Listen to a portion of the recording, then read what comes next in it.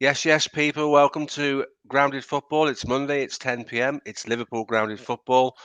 Once again, as ever, I'm joined by an all-star panel. Before we start, I want to give a shout out to Freddie, who's won today. Doug, your dog. Happy birthday to your dog, mate. Thank you. Yes, he's had a very very good day. Yeah, it's mental how he's won already. It's mental. I couldn't resist it when I saw that earlier today, but I thought I've got to squeeze that in somewhere. So anyway, back to the panel. Freddie's not with us. He's well past his bedtime, so we've got three other people in instead. We've got Ian Young, legacy Liverpool fan, veteran of many podcasts with myself, with his Yoni and Matty wall behind him with all his pictures and his prints and what have you. So that's pretty cool. We've also got Rak Singh, who's one of our regulars. Evening, Rak. You okay, pal? Yeah, not too bad, Steve. Not too bad. Good to see you guys again, and looking forward to this one. Absolutely, mate. And last but not least, we've got Doug, who's going to treat us to his all-time Liverpool 11 a little bit later on. And Ian and Rak and I are going to question some of his selection, I'm sure. That's what it's all about, isn't it? So it's all good. It's all good. So let's get underway.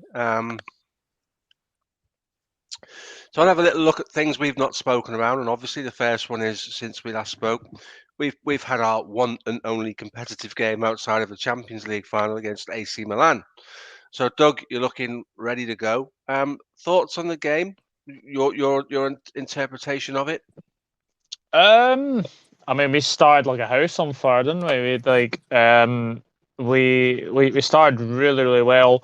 Got the early goal through Trent, and it was almost looking like that it could have been. We could have been 2-3, maybe even 4 up by that point. But obviously the missed penalty, and then to go in at halftime 2-1 down was just incredible because completely against the run of play. But they've got some very, very good players. Brahim Diaz was very, very good. Obviously, Leao was very good as well.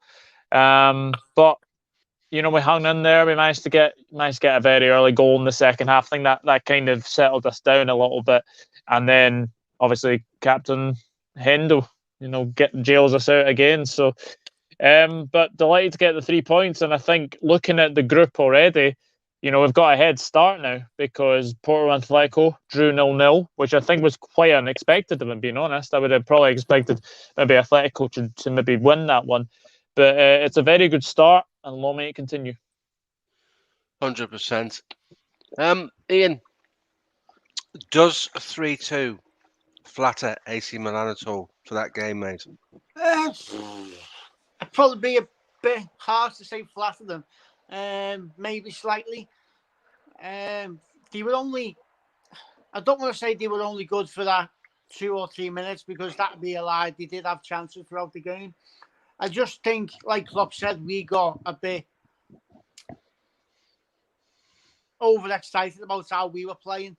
I think, as well as we're doing so far at the start of the season, I think something that's keeping into our game, which was there last season, is we're not as clinical as we've been the 2 seasons before. We are missing a lot of chances. I know that sounds crazy when we just beat the team 3-0 and then we scored 3 against Milan, but we could be scoring so many more today.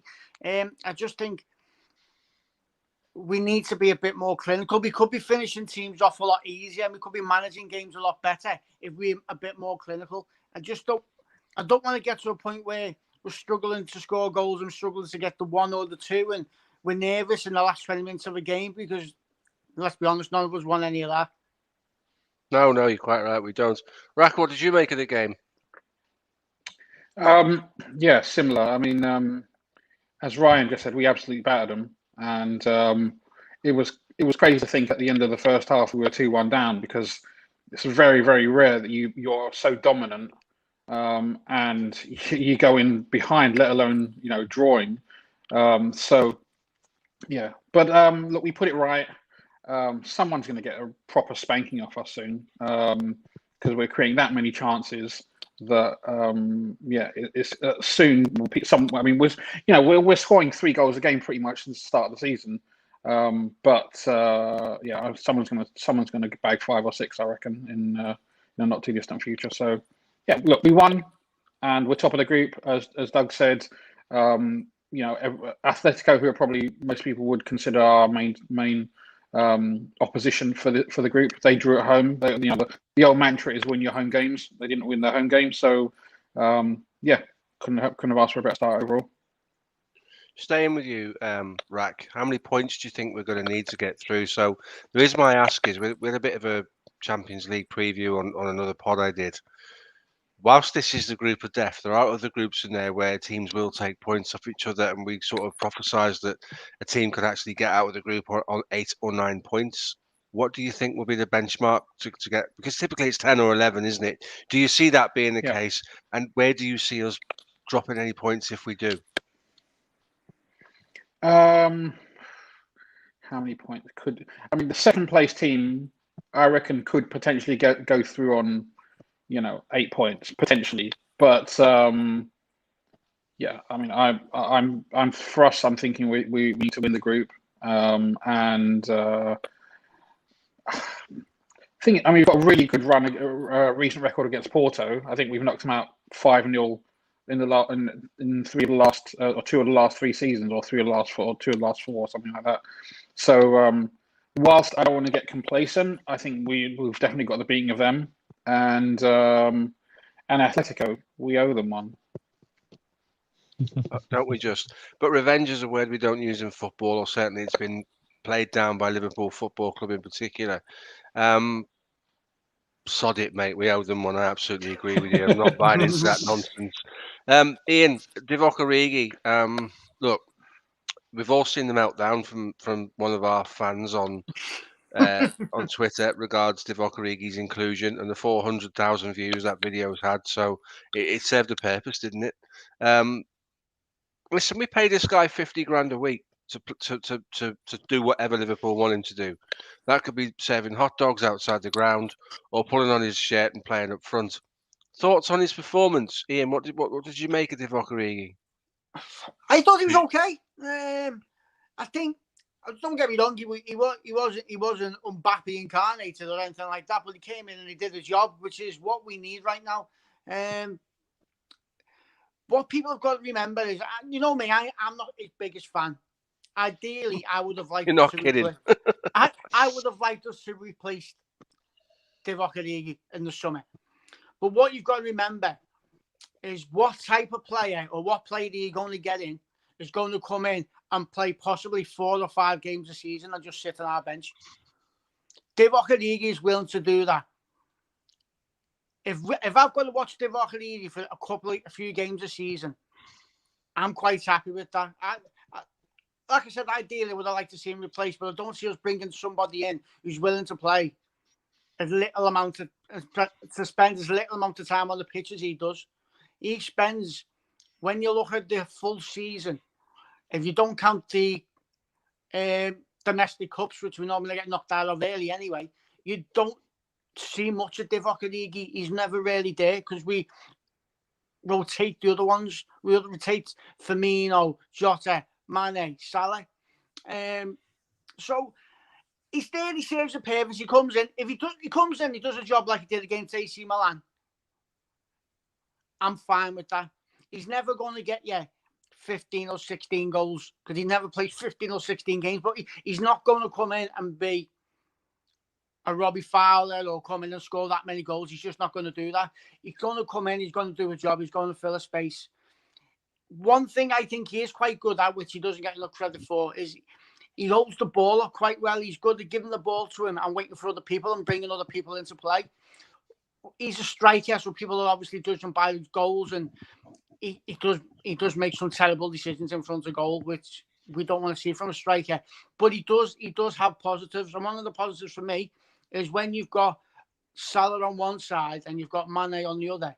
If you give the ball to Divock Origi, he'll load the ball up and he'll create space for those two, which is exactly what we need. 100%. Doug, Divock Origi will be one of the guys that throughout your time as a Liverpool fan and my time as a Liverpool fan serves to do nothing short but frustrate the hell out of us. Mm-hmm. The guy's about 6'2". He's as strong as an ox. He's quick, as Ian's just said, and quite rightly so. He holds the ball up well. What's going on with him? Why are we not getting a tune out of this guy? You know, what is his problem? Why can he not recognise that he can play a part in the squad?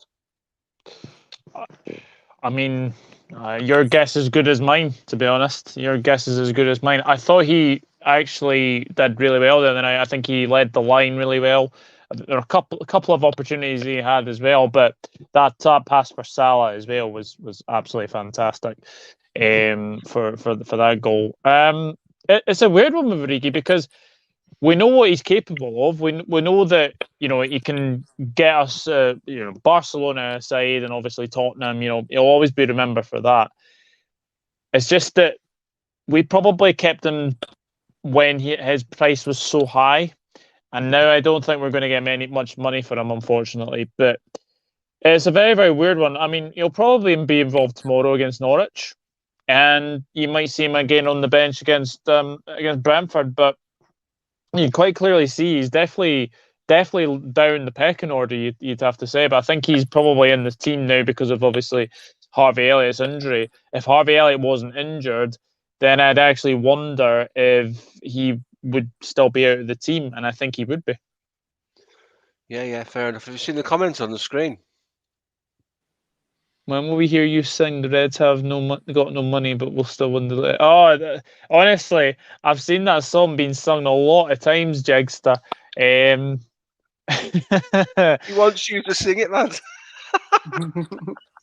He wants me to sing it. When will we hear you sing?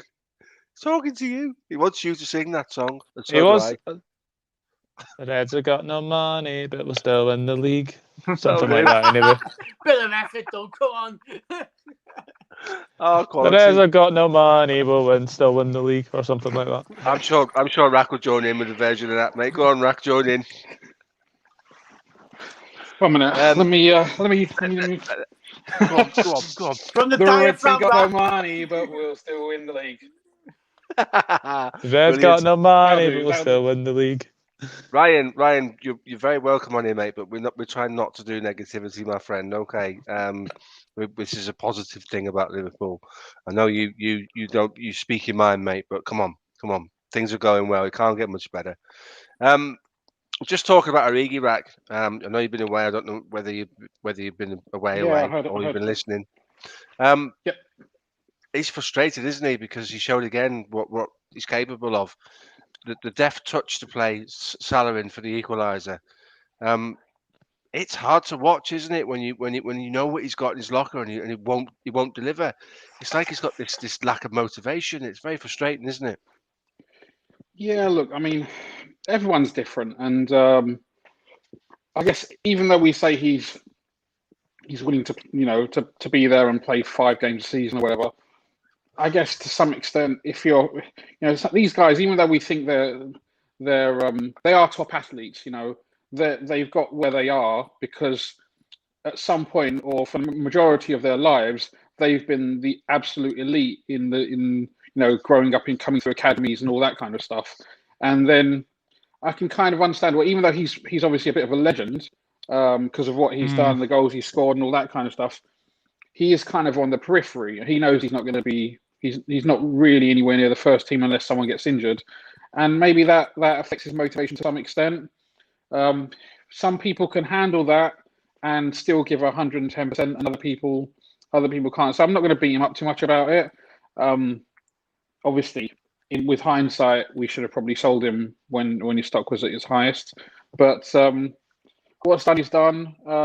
I hope he can make a contribution this season. He's got the raw attributes. We've seen it ever since he's joined the club. Like he was one of the heroes from that Dortmund game where we knocked out old Tommy Tuchel and he was on the verge of a nervous breakdown. So yeah, he's got it all in his locker.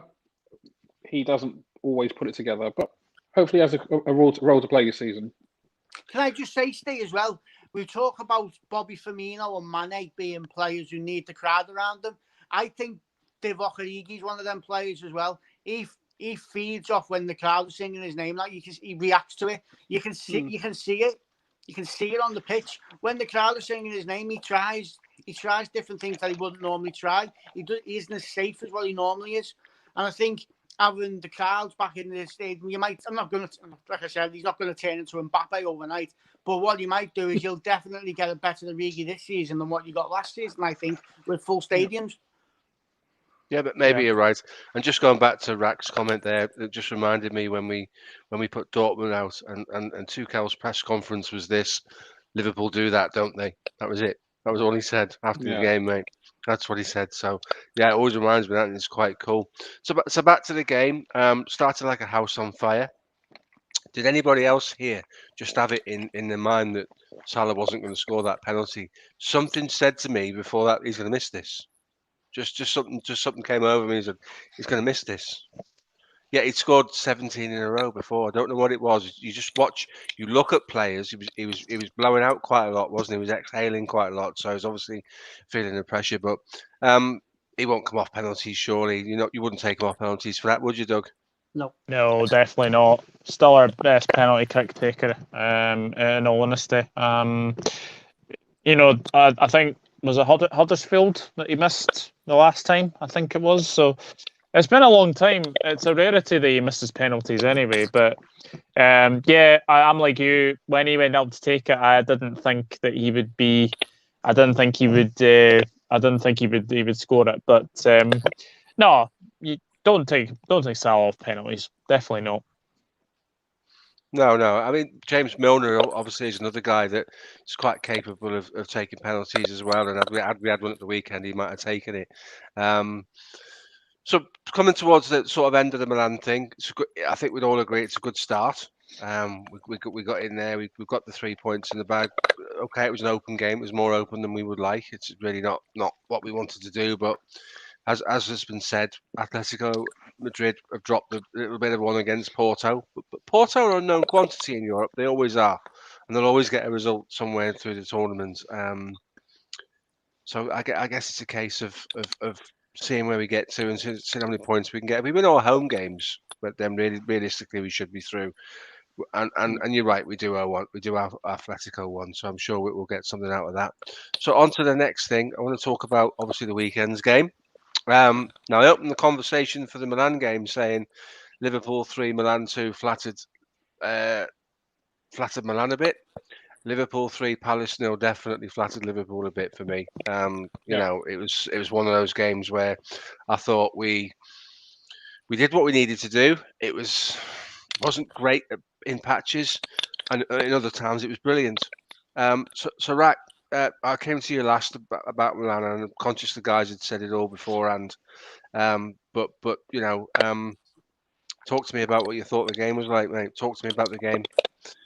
First of all, I want to give Palace some credit. Palace actually, they impressed me, and I think a lot of people want Vieira to do well this season, me amongst them. And I expect them to come to Anfield and pretty much roll over. And whilst the scoreline suggests that may have been the case, the actual game was not as one-sided. They had a fair few chances.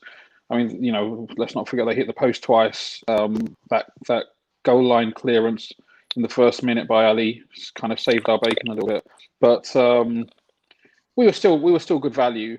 I think one of the things that, even though we've kept a load of clean sheets, we have looked a little bit open. And I think Klopp, in the build up to the game, he talked about this rotation that they're working on the left hand, on the right hand side and on the left hand side between Trent. Well, it was Elliot, but it'll be Trent, Hendo, and Mo. And then I don't know if they are working on it really on the left hand on Robbo's side, but you haven't seen it as much. But I think he said in the pre-match press conference that does getting the balance of that rotation right, so that it frees up our attacking players down that side is tricky because it leaves you more open.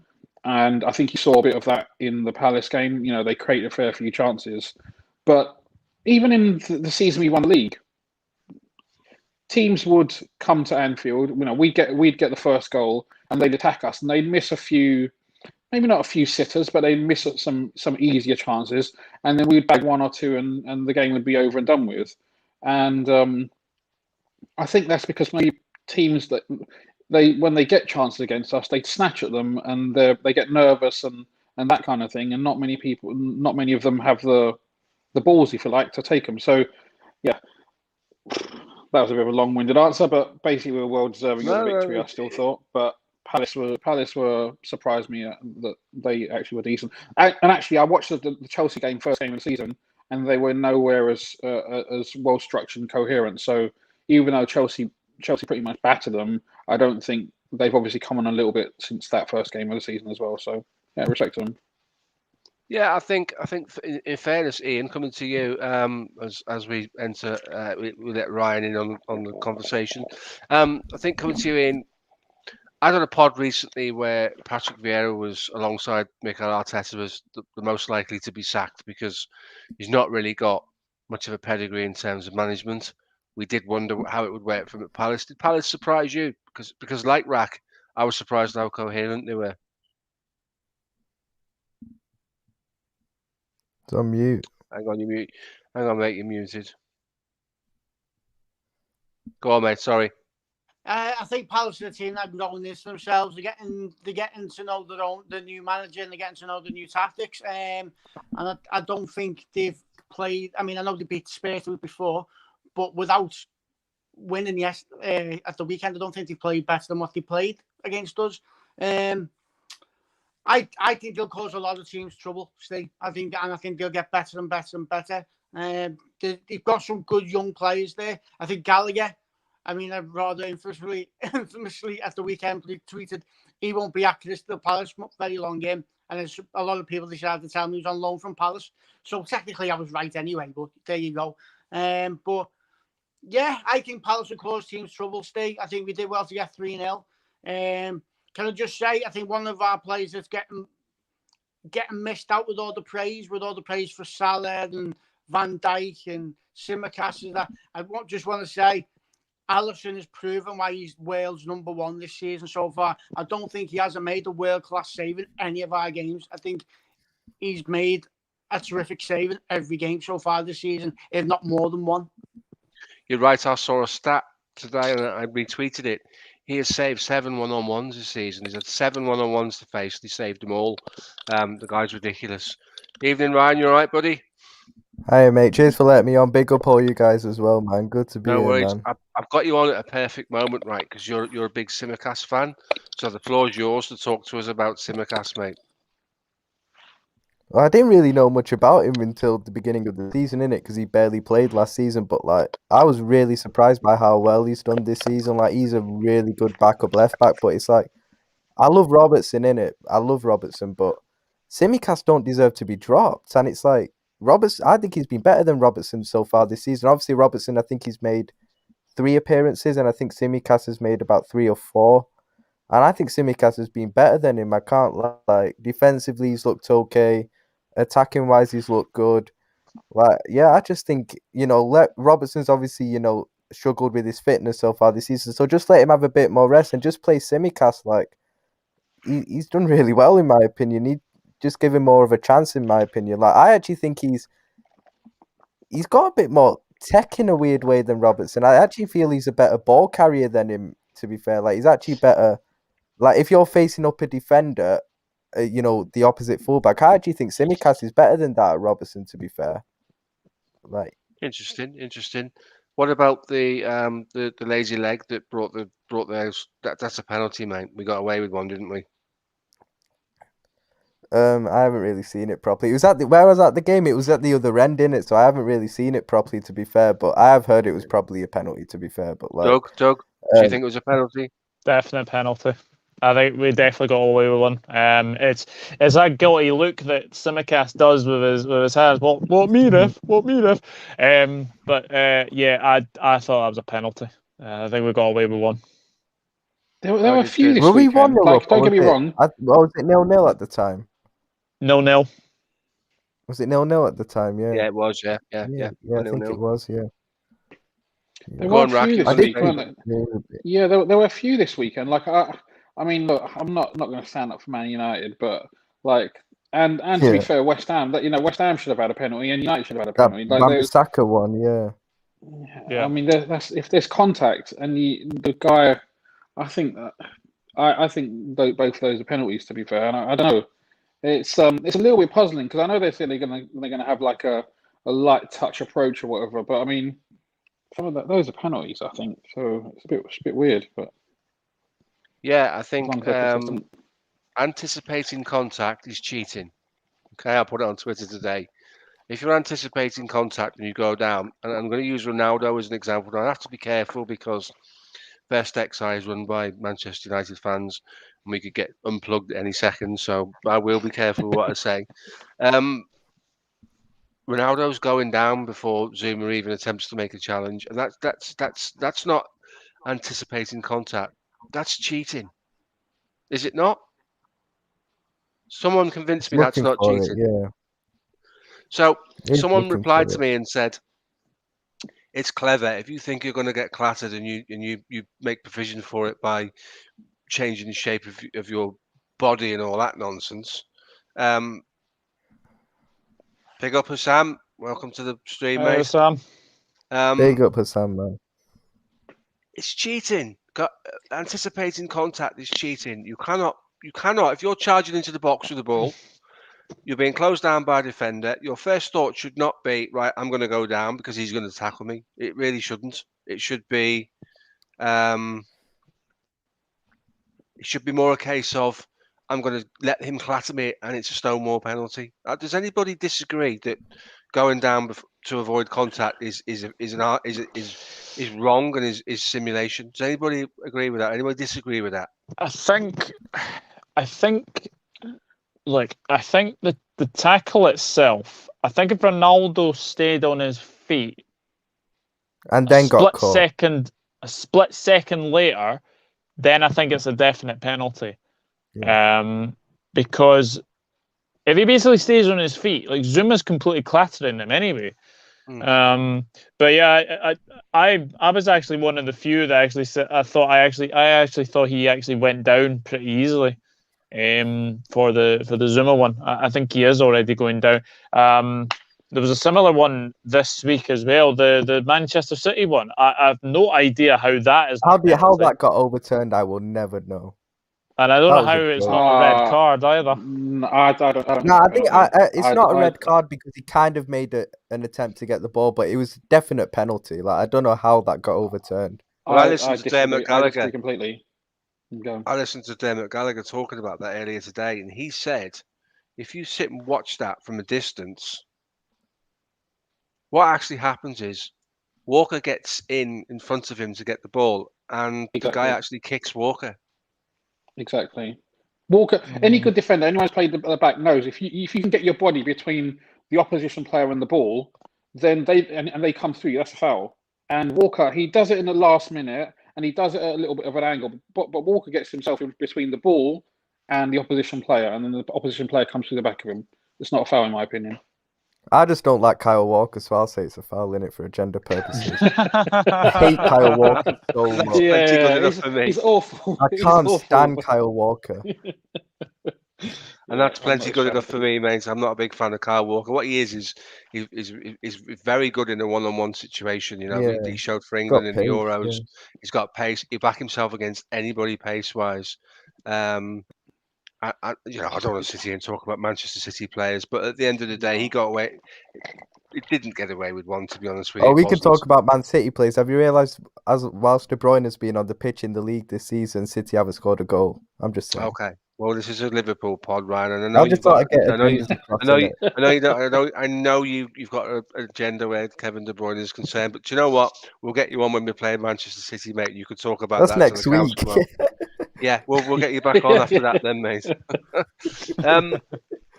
So the Palace game. Back to the Palace game. We were saying at the start, Ryan. You probably heard that 3-0 flattered Liverpool. We will play. Oh yeah, we were rubbish.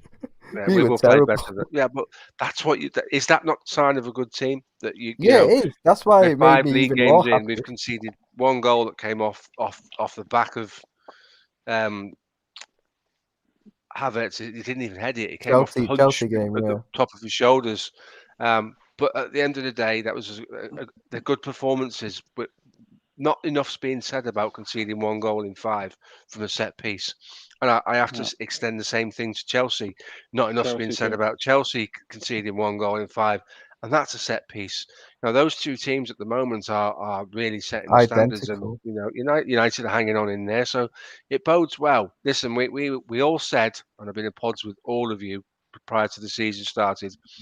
When we get the injured players back, the confidence from the team will grow. Don't sleep on Liverpool, and at the moment, it's proven to be the case, isn't it? So on to the next topic I want to speak to you about, guys. So it's a Brentford preview. This is a tricky one because Brentford are kind of riding the crest of a wave a little bit at the moment, and Ivan Toney looks dangerous, doesn't he? Rack, have you seen anything of Brentford? Did you catch the highlights of the weekend game? Now, I saw little bits and pieces, and I watched the Arsenal game, first game of the season, and I haven't watched too much of them, but I know about Brentford because Brentford are a really well-run club, and they've been punching above their weight. I know that they work. Their recruitment and stuff is all based on analytics. They try and do things very differently to most other clubs. Like they don't have an academy. They decided to not have an academy like 5 or 6 years ago, and what they end up doing things differently. And I've always got a lot of time for clubs like that and clubs like Brighton who try and be smart, because I think that's kind of what we do. It's on a different level, but we try to compete by being smarter than your Man Cities and your Chelseas. And to some, I think that's probably been the cornerstone of our success in recent years. They've obviously the most eye-catching player they've got is Ivan Toney. Looks like a real handful. It'll be interesting to see if the Brentford don't mind letting players go as well, and I could think you could see him go to maybe not a top club, but obviously it depends on how the season goes. But he's a handful, and I can imagine him doing a really good job for one of the teams in the upper half of the table. So I don't think it'll be easy, and they play a similar style to ourselves. But if I wasn't confident, I'd be stupid. Confident, I hope I'm Ryan? not stupid. Confident for the game? No, you're not stupid, mate. Yeah, I'm confident for the game? confident. Yeah, I'm confident for this game. Yeah, I mean, from what I've heard about, I'll be honest, I'm same as Raka. I watched the highlights the other day against Wolves as well. They looked all right in those, but I've only really watched Brentford properly once, and that was against Arsenal, and that don't really count as well because like anyone can do that. No, like anyone can do that to Arsenal at the end of it. Like that doesn't count really. But like, so yeah, I mean, I expect us to win this game. And it's a really important game to win actually because Chelsea play Man City earlier on that day. At least one of them's going to drop points, and the possibility if they were to draw, then we could win and go clear at the top, and that's great going into the game against Man City the next week as well. If we were to win both of these games, then we're in a very, very good position, going into the international break as well. So it's a very important game to win. I fully expect us to win as well. I think it's good as well that, because I did think it was obvious against Crystal Palace the way they played. They were feeling the effects of Wednesday night, like it was pretty obvious. I don't think that will happen obviously against Brentford because we're playing Norwich in the cup tomorrow, and let's be honest, Klopp's gonna heavily rotate for that game as well. I can't really see a lot of the players who will play against Brentford playing tomorrow, so they should be fresh for the game on Saturday as well. So yeah, I think we should definitely win that game. I've not really got too much worries over it. Brentford seem a good team, but we're a lot better than them. It's if we're serious about the title, then it should be a bread and butter 3 points, to be honest. I agree, Doug. Ryan's made the point about the Norwich game there, and obviously because it's kind of the Carabao Cup, we're kind of not going to major on that, but I'll kind of hand that to you. What are you hoping to see from Liverpool, a Liverpool side? Who would you like to see involved against Norwich? Well, I think Kelleher Jones being confirmed to start as well. I'd like to see Owen Beck, a left back. I think he did well in pre-season. I think he's gone a bit under the radar as well because obviously I think people are probably expecting Tsimikas to potentially start against Norwich. I think we might see Gomez. We might see Gomez. We might see Phillips. I think it'll be like a Milner, Jones, Ox midfield, and I think up front you probably see. I'd like to see Cade Gordon give a go, as well. So I think it'll be as youthful as you probably come. To be honest with you, I think of something along the lines of Kelleher, Bradley, Gomez, Phillips, Beck, Milner, Jones, Ox, Minamino, Origi, Gordon. I think that'll be the team. Do you not think Neco Williams gets a He's start? injured, mate. He's injured. He's Oh, injured. he's injured for this game. Yeah. Yeah. I was wondering whether Robbo might get a bit of game time if he's close to fitness, because obviously he's missed out a couple, and he might get a half. But then, do you want an aggravated injury when you don't need to play him? You know, at the end of listen, I know a lot's been said about our fans and other fan bases saying we disrespect the domestic cup tournaments, but our bread and butter is the big two, isn't it? So this is going to happen. Yeah. And we've got a bit of depth now. I mean, we made 6 changes. Not enough's been said about that. We made 6 changes for Palace, and and we're supposed to be a squad with no depth, and we won 3-0 against a side that, as has been said tonight, are quite useful and will cause some teams some problems. But realistically, whatever problems they did cause us, Alisson was able to deal with it. The save against the one-on-one with the guy who came down from Celtic. Edouard was brilliant. Just threw an arm out there and pushed it away. Whatever wobble he had last season where he looked bereft of confidence, that's gone. That is the Alisson that we love. That's the Alisson that we signed, and that's the best goalkeeper in the world for me. Just superb, wasn't he? Are you, Ryan? Are you comfortable with what Doug said as a side potentially for the Norwich game? Would you see it any differently at all? I mean, yeah, that's the team we should be going with. I mean, yeah, it would be nice to have a good run in the League Cup. You know, it would be nice to win it, but at the end of the day, we just haven't got the squad to be able to compete on all four fronts. You know, like a Man City can, for example. So we have to part of this team, because at the end of the day, the most important game is the Brentford game on Saturday. So, yeah, I agree with that team to put out, and it also gives the likes of Minamino, Origi, who I thought played very well last week. And other players like that, and Curtis Jones, for example, who's made a couple of substitute appearances recently, just to give them some good game time as well, in case they're needed, for the league games in the future, off the bench, just to give them some good game time. They need it at the end of the day. So yeah, I think I agree with that team that Doug said. If City were to win again this year, do they not equal our record of most League Cup wins in history? They're not level with us. Are they already? I think they might. Yeah, I think they already might be level with us. They'll overtake us, I think. Well, then we need to be going strong, then, don't we? Because we can't be having that. Yeah. We can't be having Jan telling us all about that, can we, Ryan? Yeah, used to it anyway. Don't matter.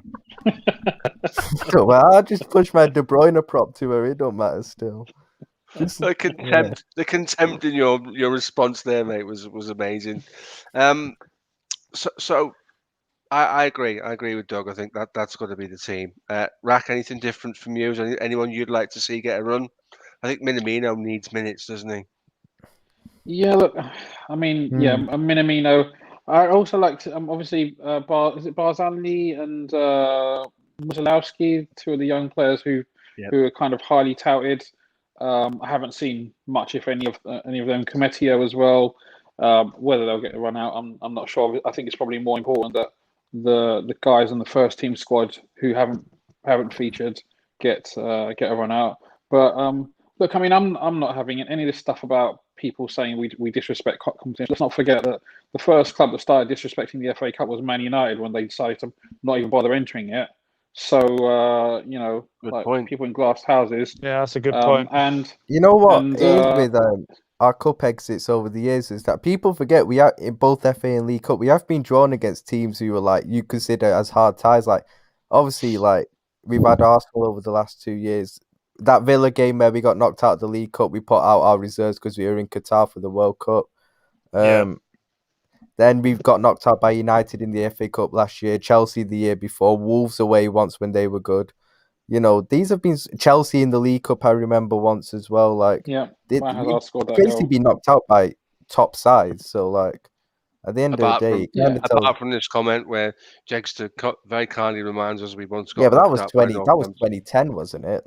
It was time ago. Yeah, but I remember that. Yeah, we were proper dreadful then as well, weren't we? Oh yeah, let's that not, was let's not the Hodgson days, I think. Yeah. let's not forget that obviously Ollie's trying to save his job, so that's why he needs to take the FA Cup seriously because he needs to win a trophy this season. So Yeah. we have bigger fish to fry. And look, if we get if we win a Carabao Cup or an FA Cup, great. But yeah, our targets The League and are Champions the League that I League and want. Yeah. Champions League. Exactly. It'd be a nice double, wouldn't it? But it's a stretch because of the squad, isn't it? So, Yeah. well, we come on to the feature now that I've asked Doug to get involved with, and it's going to be Doug's all-time Liverpool 11. He probably hasn't done, which I'm going to ask him to do, is tell us his formation and his manager. I think we all know his manager is going to be, but we'll do it anyway because it's what we do. Feel free to ask him why he's picked these people and offer alternatives, guys. This is like a 15-minute section, so we'll get stuck into that now. So we'll hand you over to Doug for his first NFC first 11. Well, you're right about the manager. It's obviously Jurgen Klopp. I mean, I could have picked Rafa, but Jurgen Klopp for me. I've gone for a 4-2-3-1, which is quite interesting. Right, before we go any further, why I hate that formation with a passion. Right, just for me, it I just hate doesn't it. work I for don't like Liverpool. that formation. We get still. congested in the middle of the park. That we take the space away that the runners want to run into, but they're not going to influence you. Tell me why you picked that. Justify your pick, please. There were certain players that I wanted to fit in this formation. Okay. So it's done to facilitate certain players. Okay, this should be interesting then, because with the right personnel, that could be a seriously attacking formation, couldn't it? So it's certainly go for the jugular team, isn't it? So, all right then. Well, from the start then, obviously, I think we all know the answer is going to be. But if you considered somebody else alongside the person that you've nominated, tell us why you considered somebody else too, and we'll start with your keeper. Well, if I'm being totally honest, there were only two keepers I could really pick from, right? One of them's Pepe Reina, and one of them was Alisson, because we have had some absolute howlers of goalkeepers.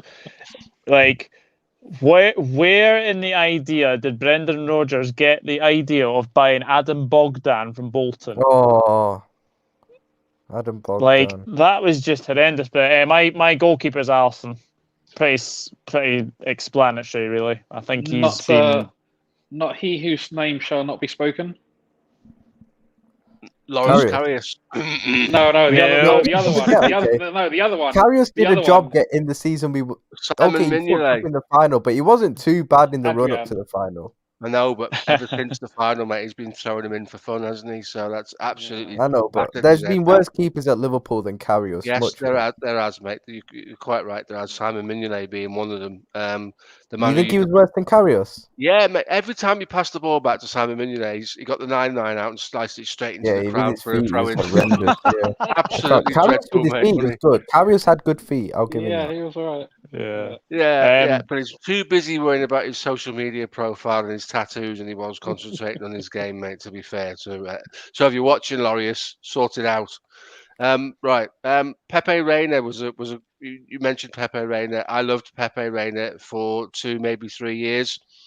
He started getting involved in the politics of who the next manager was going to be, and then he had an absolutely dreadful season before he left. That 12-13 season was horrendous. He was another one. Don't remind me of the Hearts game. I was going to say the Hearts game where he fumbled the shot in. Oh, do you know what? And I've been back at the club as a goalkeeper, coaching a heartbeat purely because of his personality. You've all seen La Bamba in the Aston Villa dressing room, which is just Pepe Reina to a teammate. I love the guy's personality, mate. But you know, you can't look beyond Alisson. I completely agree. So Alisson will eventually end up being, if he does this for a number of years, will be a contender with Ray Clements to be the greatest Liverpool goalkeeper of all time. And that is some accolade to be mentioning him in the same breath as Ray Clements, by the way. So a sensible choice. There you go. Someone's asking you, Doug, please say you have Grobler on the bench, but we're not doing benches. But I think before my time, I'm afraid. Yeah, you have him on the bench to play up front if needs be. as well, because when you're talking about like like I'm 21, like I've only been watching football since probably 2007, I'd say. So obviously, before that, I haven't seen the likes of like quite a few players like Fowler and these guys. I obviously know about them, but like I didn't see them. Do you get what I mean? Properly. Yeah. So you also missed the 2005 Champions League final, I guess, Ryan. Yeah, I was Like, only in terms 5. of, Yeah, like, yeah, of course. yeah. In terms of This actually is a- understanding it and watching it, remembering it, yeah, it's only Yeah. 5. Sure. Cool. Okay. So going to the defence for me, Doug. Who have you got in defence? Do you want right back or left back first? Whatever you want to do, mate. It's your shout. Left back, Andy Robertson. Who gets Simple. a shout out? Who gets a mention? Do you know what? I was toing and froing between John Anarisa, Fabio Aurelio, and Andy Robertson. Aurelio's an interesting one. Aurelio was a baller, technically, with the ball on the floor, mate. He was a proper Brazilian in every sense of the Yeah. word. A shame. Strange that we released him and then re-signed him, wasn't it? That was a bit Yeah, mental. Shame about his That was injuries. proper Rafa. That was when Rafa had lost the plot. That wasn't it? About the time he sent a love letter to Gareth Barry. You know what I mean? It just doesn't work, does it? So, Risa was great. Risa copped a lot of flack for a Champions League exit against Chelsea when he allowed Drogba to get a shot in, I think it was, or somebody to get a shot That in. pissed me off. That I remember that was the first pissed me season off too, I was watching football. We would have got to the final if he hadn't done that. I can't lie. We would have got to the final. Evening, the 4 frauds say evening to you too, my mate. Okay, so Robbo's a good shout. He's probably again someone in this is. Do you know what, this squad we've got now?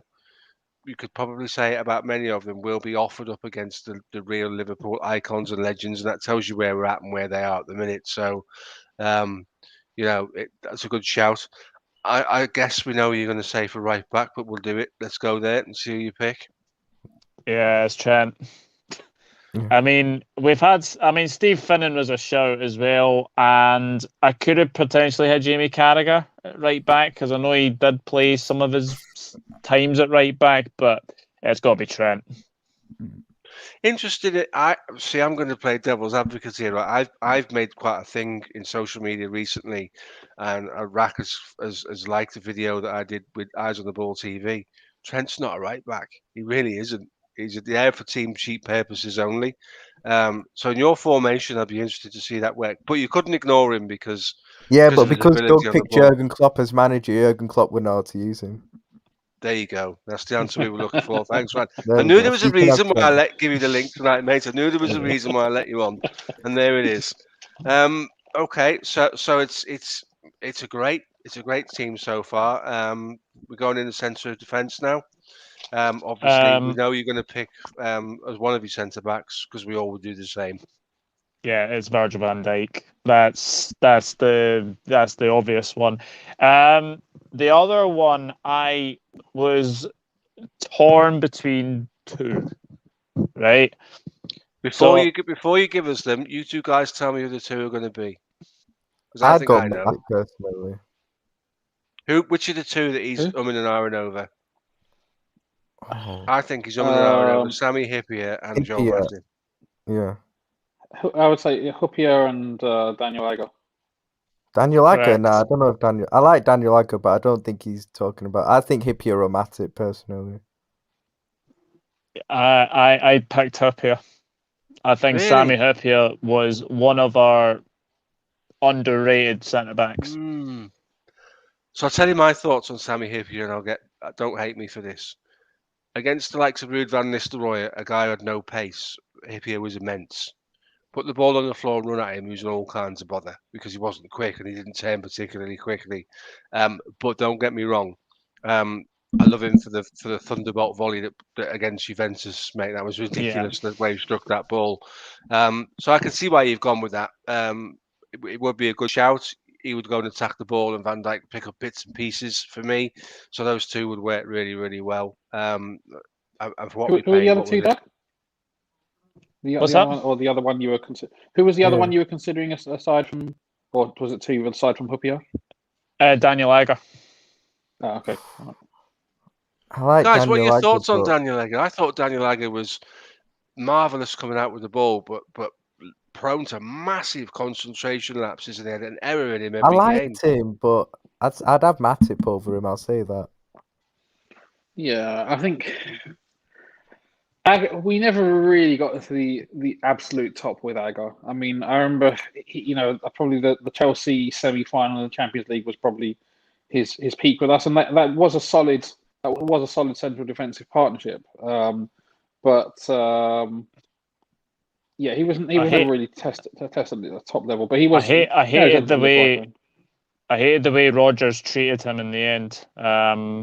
Because I think injuries were a part and parcel for Daniel Agger, but I really liked him when he played, and he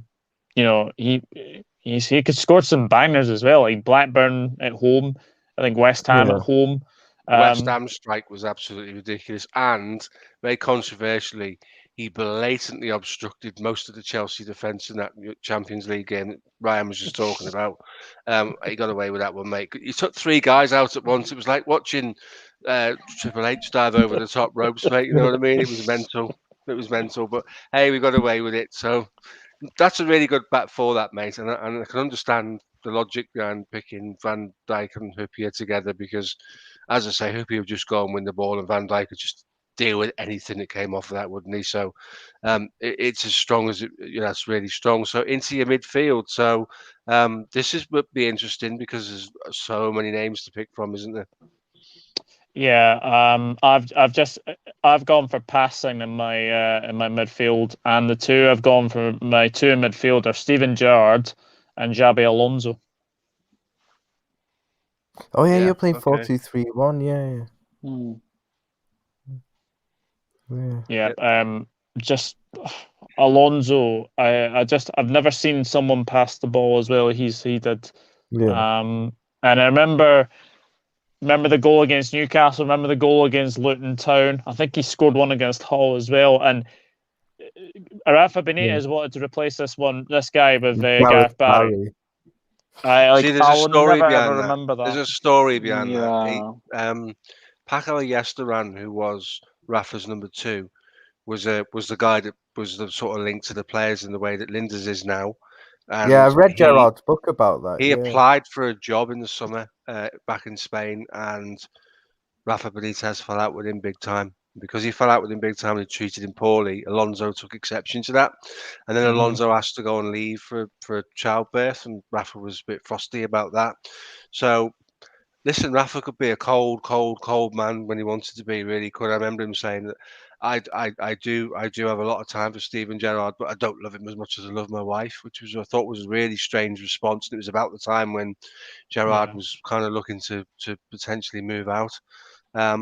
But I remember also, just a quick story for you, I remember Ray Wilkins, when he was coach at Chelsea, talking about when you went to Liverpool, Steven Gerrard was Steven Gerrard, and you can't legislate for Steven Gerrard, but you built your whole game plan around stopping Xabi Alonso, because whilst the ball was coming to him, he would be able to take out 4 of your team with a first-time pass.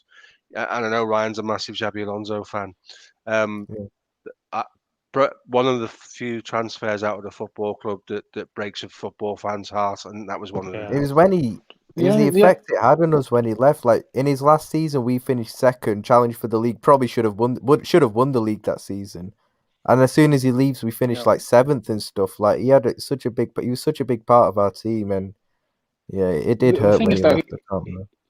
Yeah, look, I mean, Alonso was especially in that 08-09 season. He was brilliant for us. But there's a couple of seasons before that, also he wasn't quite the same player that he was in his first season, 2 seasons, I thought. And so I think that was also part of Rafa's thinking, like. But when and that's when Rafa was maybe looking to get Barry in. Then he stepped up in that final season and was absolutely brilliant. Him and Mascherano, and we used to sing about it all the time. We had the best midfielders in the world. And we did. Yeah, then obviously he got the move to Madrid off the back of that, which and then we couldn't. Ultimately, we didn't even get Gareth Barry, so it kind of didn't really work. Right, so I'll leave you to talk about the other midfield player who there are no superlatives that haven't already been said about this guy, Doug, but you're quite free to try and add a few, mate. Well, I mean, I've got three behind the striker. So this again was, well. All right, we'll start with right wing. Okay, right wing's Mo Salah. Hmm. Okay, I was really close to putting Dirk Kuyt there. Ahead of Salah, But- though. I like Dirk No. Kuyt, but there's no way he could go ahead of Salah. No, Still. really? Well, okay.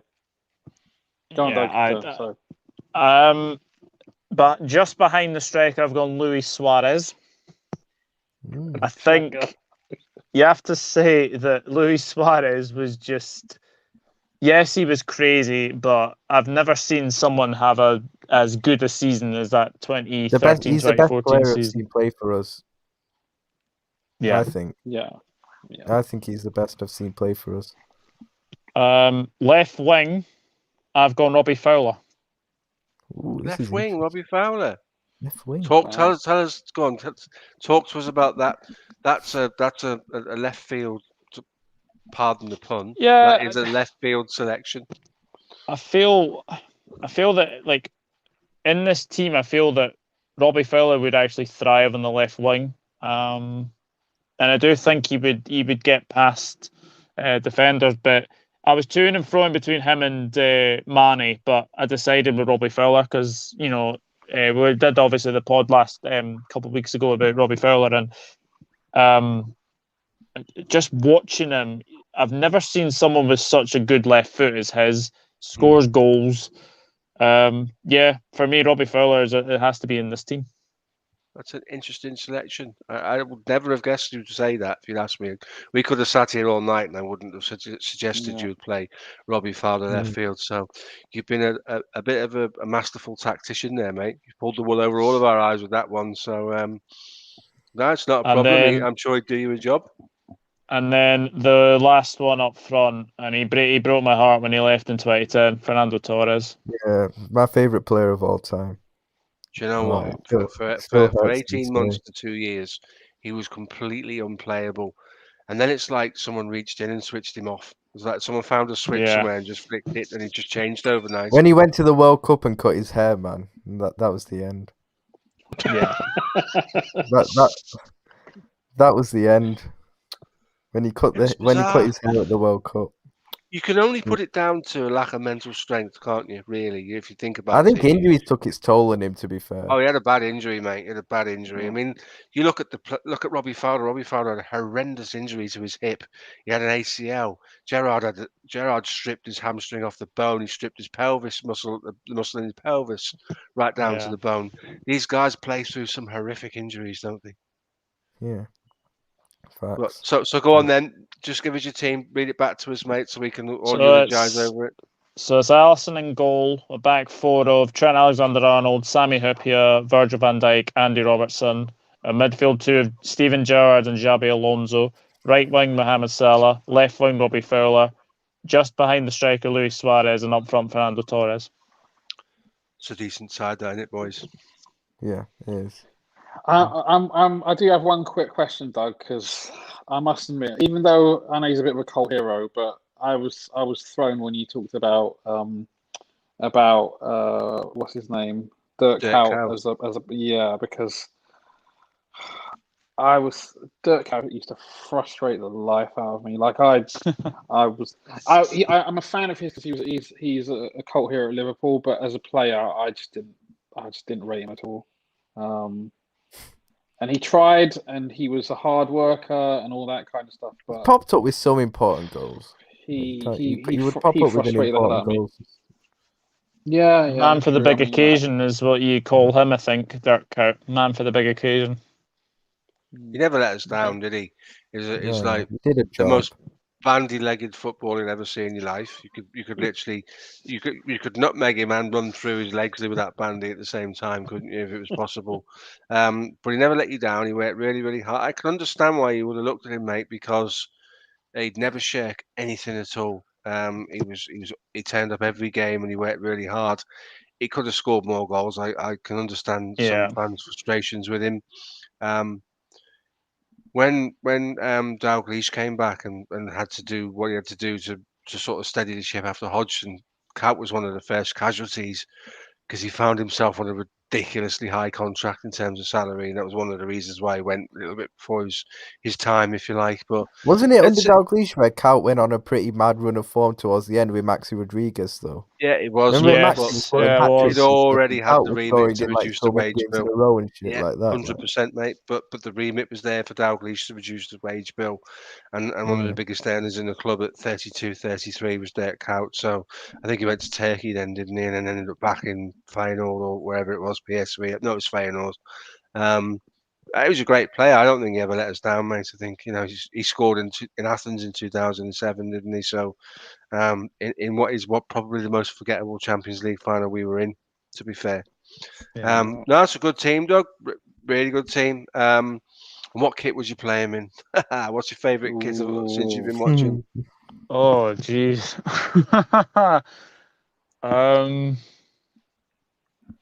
I think you can't go past Carlsberg, can you? Like that. Yeah, it's got to be the Champions League one that we won in 2004, 2005. Is that one? I like the green and white quarters with the one with blonde-haired Fowler in, and I also like the gold one, the Adidas kit, the gold one with the badge, the logo repeated all over it. It's pretty cool, that one. My I might have to first ever Liverpool kit, that one. I might have to buy one of those, a retro one, mate, just because I like them. So we'll do predictions for the two games this week, and then we'll close. So Doug, predictions for the Norwich game. Norwich, I'll go 3-1. And Okay. for the Brentford game, I think Brentford's going to be a very tricky game. I've been very impressed. Christian Norgard's one to watch out. He seems to do what Fabinho does for us. Christopher Ayer is dangerous from set pieces as well. And obviously, you've got Ivan Toney up front. I still think we'll be too strong for them, though. I'll go 2-0 Liverpool. Ryan? Yeah. For Norwich tomorrow with the rotated team, I think it'll be tight. I'll go 2-1 to us. And then on Saturday against Brentford, I think we should be okay. I'll same as Doug, I'll go 2-0 for that actually. Clean sheet again, I think. That would be amazing, that wouldn't it? Because I think with the run we're on at the moment, we've not done that since the 70s. 1978, I think, was the last time we did this. So Yeah. it's pretty good, isn't it? Rack, over to you, buddy, for your predictions. Norwich game, I don't really know. I mean, I've no idea what team they're going to play. They may rotate. It Yeah. wouldn't surprise me. So yeah, I'm happy to go with 2-1. But that's just nothing, not much more than the guess. And for Brentford, I think could be tricky, but I just think we will dominate the ball and we'll create enough chances, and I think we'll score another 3 goals. So 3-0. Can I I'm just gonna ask you guys? Oh, go on. sorry, Steve. I'll ask you after. No, I'll ask you after. It's about something different, mate. I was going to say, I think 2-0 against Norwich, and I agree with Rack. I think in the final third, attacking wise, Brentford haven't played against Mo Salah and Sadio Mane has taken a lot of stick, and Yeah. sometimes rightly so. The guy's still dangerous. Yeah. 100%. Yeah, you can't just ignore him. You can't write him off.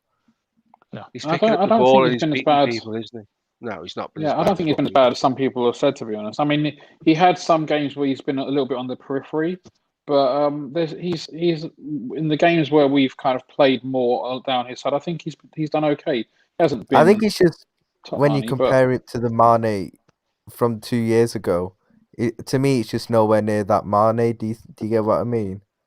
Yeah. yeah. I But said I don't last necessarily year think so. I that's think still in because him. of this. I think that's possibly because of the shape of the team as well. Mm. That Mane you're speaking about had a sort of a trio of players around him. Bobby on the inside, Ronaldo and Robertson would often go past him, and they would pull people out of position. And in a year when we Yeah. had all the injuries, he's basically fessing up, trying to take on 3 defenders all by himself. So Yeah. there's a drop off, 100%. There's a drop off, but listen, the guy's got 100 goals for Liverpool, and that doesn't happen to anyone who isn't a bit special. So I think people need to get off his case and let him enjoy his football. Ryan, you were going to ask us something, buddy, before we go? Yeah, my guy Stroll was saying earlier on, shout out my guy Stroll, that he thinks obviously Van Dijk was rotated last week, and he thinks it might happen regularly throughout the season. Do you guys agree with that? That he might rotate and do that with Van Dijk a few more times this season? And I'm talking like, forget League Cup and FA Cup. I'm talking like for League and Champions League games. Yeah, I honestly see it. Maybe like maybe Van Dijk will get rotated against Brentford. You never know. Maybe keep him fresh for Porto and Manchester City. Potentially. Isn't it Atletico we play? Is it Atletico? I think No, it's it's Forest. I'm getting Porto all these away. games mixed up. So, I and then the can't lie. double header with Atletico in the middle. All Yeah. I know is we're just playing a bunch of away games at the moment. I know. But yeah, I could easily see Van Dijk rotated for more games this season, because I thought Konate came in the other day and actually did pretty well for a first game. Yes, he had a few iffy moments, but that was to be expected on a Premier League debut.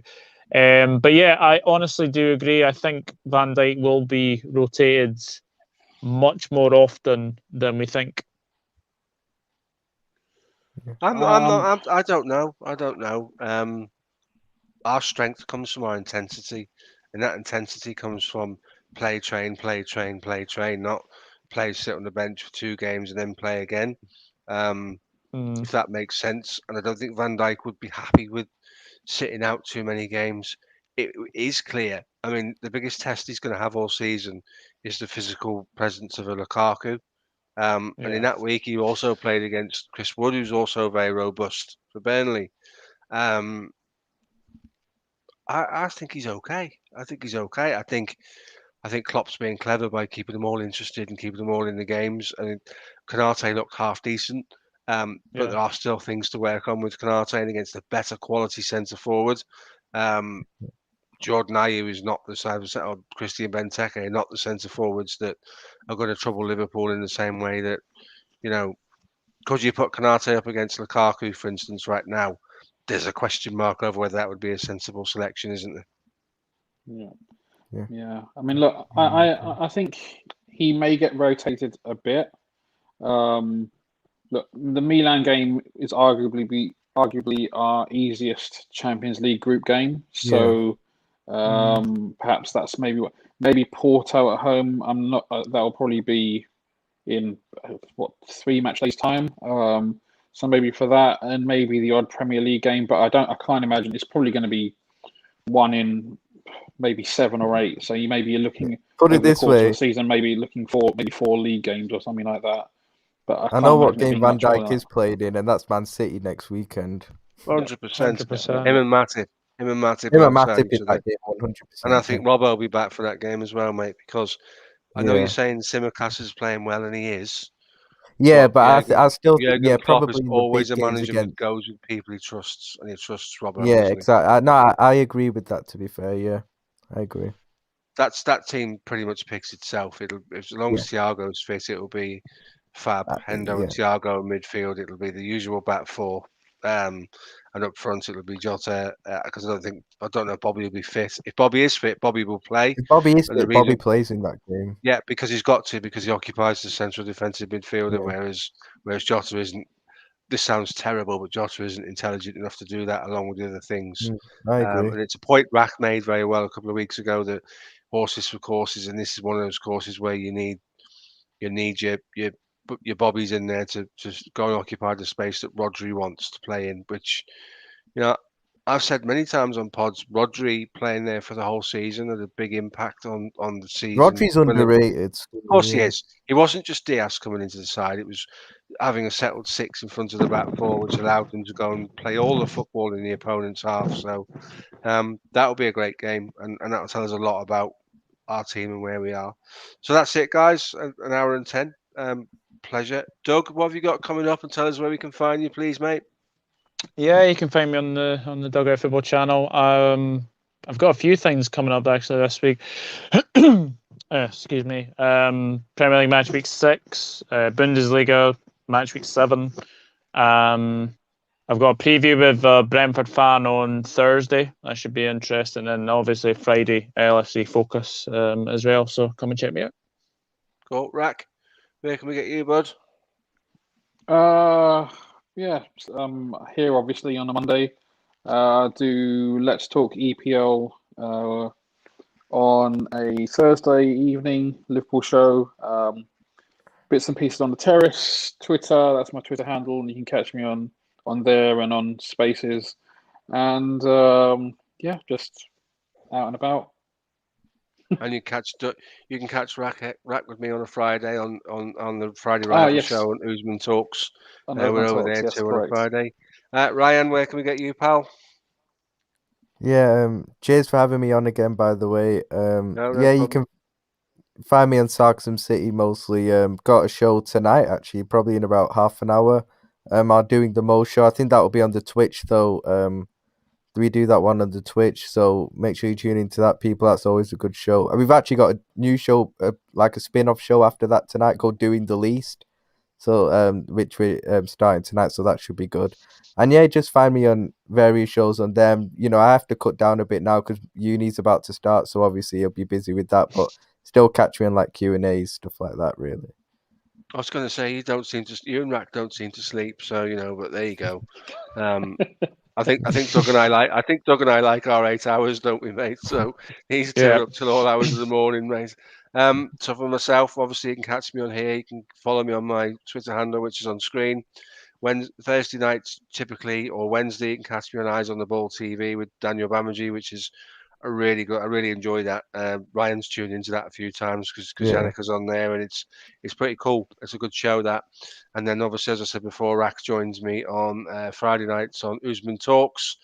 And then a new one we started last Sunday, which I won't be hosting every week, but that is a Champions League show on Usman Talks as well. So yeah, a few channels to have a look at there. But please, guys, go and give all of these lads a follow. 2 of them have got channels. Jump on there and subscribe. I say it every week. Podcasting is a community, and we all need to support each other. Thanks for coming on, you 3. It's been brilliant. Doug, your team was really good. I need to go away and think about Robbie Fowler at left midfield. I'll get back to you on that one. No, it's creative. It's creative. I'm not knocking it. I just need to get my head around it because I just remember Robbie being that little terror up front, mate. But I'm sure it would work. It was a really, really clever thing to do to get him into your team, mate. But again, those of you that have tuned in now and those of you that will watch, thanks very much for this evening. Take care of yourselves, and let's hope we get 2 wins before we sit down and talk next Monday night. Take it easy, everyone.